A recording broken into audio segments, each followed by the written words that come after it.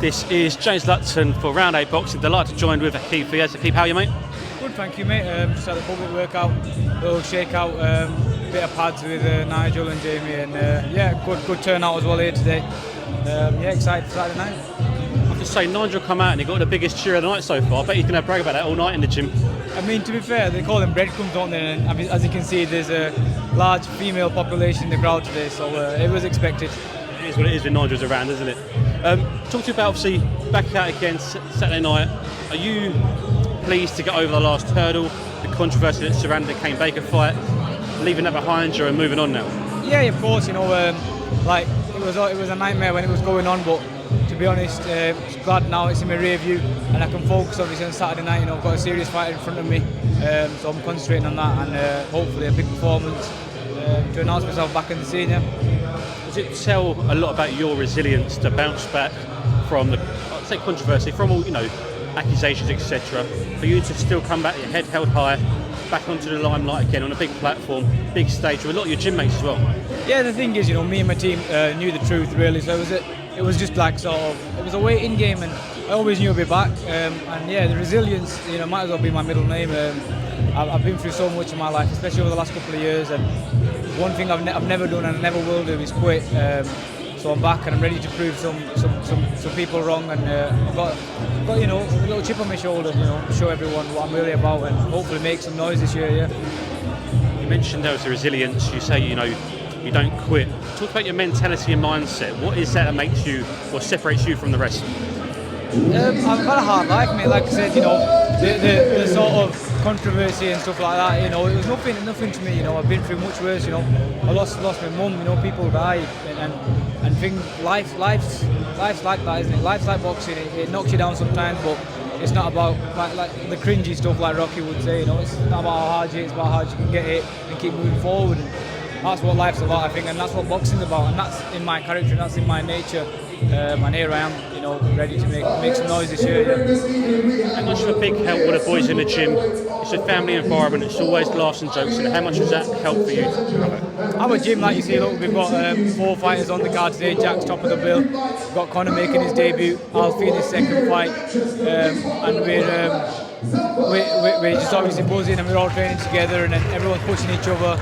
And it's a family environment, like you say, so you know, hopefully some big nights come to Manchester, and our gym's going to be at the forefront of that, hopefully. Yeah. How nice is it as well to take part in camp at the same time as almost everyone else in the gym? It's always a bit easier, you know. Me and Jack have shared the same card a couple of times now, but even better now that there's a few more lads in the gym that are also doing it. So you know, we're on the sprints, pushing each other in the sparring and the circuits. You know, it's definitely easier. And during fight week, you know, it's good to see familiar faces around as well. So it just makes it easier. But when you get into that ring, you're on your own, and that's the bottom line. As soon as that bell goes, it's on you, and we all know that. But it's always nice to have people with you. Yeah.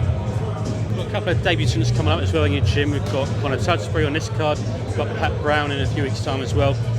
In terms of the boom in Manchester boxing, is that well and truly on its way back? Of course, yeah, and it was only a matter of time, you know. We had obviously the likes of myself. I'm the same year as Connor and Patrick, so we was always around together in the amateurs and in like the local shows and the championships. We was always in and around and supporting each other. And now we're at the stage where they're turning professional too. They've had, you know, longer amateur careers than someone like myself. We've got obviously young Alfie too.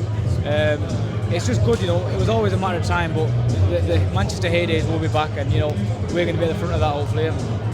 What's interesting is, obviously, as you say, you at the same sort of time as amateurs, as Pat and as Connor as well. Alfie's coming through. Every fighter sort of turns over at their own time, at their own pace, for whatever reasons they may be. Yet it's still always one, I mentioned earlier, family vibe in the gym. Just talking about boxing, and it's, I suppose, you can walk into the gym, it doesn't matter what age you are, what sex you are, what sexuality you are, everyone is treated equally. Just how big a part of boxing is in the world? Of course, you know, boxing, it doesn't matter what colour, creed, race you are. You know, you walk in our gym, you're a fighter, and everyone respects each other, and everyone has that mutual respect, you know.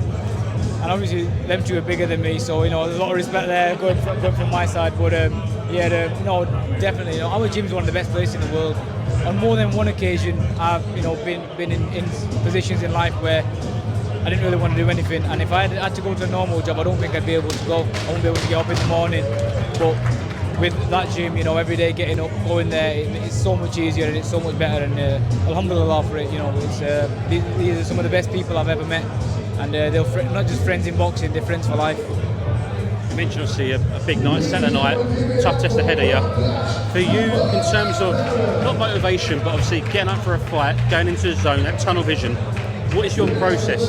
How far in advance do you get zoned in? Yeah, I've been zoned in ever since there was whispers of me being on the card, you know, my return, and sort of I've been waiting for it now, and I've just sort of been training so hard, you know, and obviously in my last fight coming off a loss, I've got a point to prove, so there's no need I don't need any extra motivation, you know, that's within me. I always put pressure on myself and pressure to perform, and hopefully on Saturday that's what I will do. Talked about dealing and getting over with a defeat. What is that like? Obviously, something I had to do before as a pro. In terms of that, is that a tough journey? Yeah, of course, it was tough in the initial few months, but like I said, you know, I've got great people around me, Jamie, Nigel, and the team as well. We're all good people, and you know, people that have been through it as well, sort of helped me G me up. And I feel like losing is a loss, and it hurts as a fighter. It always does, because we're winners, all of us. But if you take the lessons, like I feel like I have, I feel like I'll turn into a positive in the long run. Yeah. Aqib, thank you for your time. Best of luck for the weekend. Cheers, thank you, mate. Top man, appreciate it. Yeah, top man.